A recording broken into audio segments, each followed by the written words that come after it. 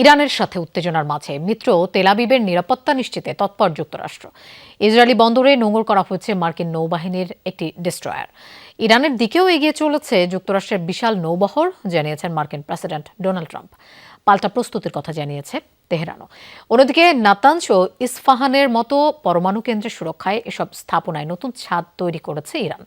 স্যাটেলাইটের নজর এড়াতেই এমন পদক্ষেপ বলে জানিয়েছে খামেনি প্রশাসন।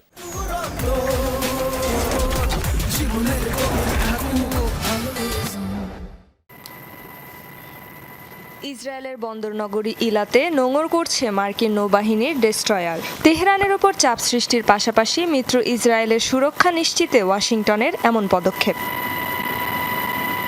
দিন যত গড়াচ্ছে বাড়ছে ইরান যুক্তরাষ্ট্র যুদ্ধ উত্তেজনা। এরই মাঝে শুক্রবার মার্কিন প্রেসিডেন্ট ডোনাল্ড ট্রাম্পের দাবি, ওয়াশিংটনের সাথে একটি চুক্তিতে রাজি তেহরান। পারমাণবিক কর্মসূচি নিয়ে দ্রুত আলোচনার টেবিলে বসতে খামেনি প্রশাসনের প্রতি আহ্বানও জানান।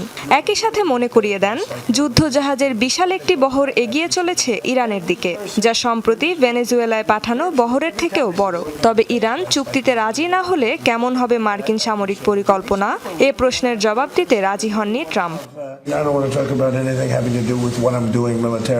আমরা সামরিকভাবে কি করছি সে বিষয়ে কিছুই বলতে চাই না। সেখানে আমাদের অত্যন্ত শক্তিশালী একটি নৌবহর আছে, বিশ্বের সবচেয়ে শক্তিশালী জাহাজগুলো আছে।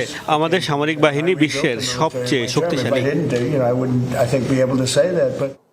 ইরানের পারমাণবিক কর্মসূচি ইস্যুতে ওয়াশিংটনের সঙ্গে আলোচনায় বসতে প্রস্তুত তেহরান, তবে হুমকির মুখে নয়। তুরস্কের পররাষ্ট্রমন্ত্রী হাকান ফিদানের সঙ্গে যৌথ ব্রিফিংয়ে আবারও একথা জানিয়েছেন ইরানের পররাষ্ট্রমন্ত্রী আব্বাস আরাকচি। এদিকে মার্কিন হুমকির মুখে নিজেদের পারমাণবিক স্থাপনা সুরক্ষার ব্যবস্থা করছে তেহরানও। স্যাটেলাইট ইমেজে দেখা যায়, গেল বছর ইসরায়েল ও যুক্তরাষ্ট্রের হামলায় ক্ষতিগ্রস্ত ইরানের নাতানজ ও ইস্পাহান পরমাণু কেন্দ্রে তৈরি করা হয়েছে নতুন ছাদ, যাতে স্যাটেলাইটের নজর এড়িয়ে সফলভাবে চালানো যায় কার্যক্রম। সম্প্রতি মধ্যপ্রাচ্যে পাঠানো হয়েছে যুক্তরাষ্ট্রের আরও ৫,৭০০ সেনা। অঞ্চলটিতে মার্কিন সেনাদের মোট সংখ্যা পৌঁছেছে প্রায় ৫০,০০০-এ।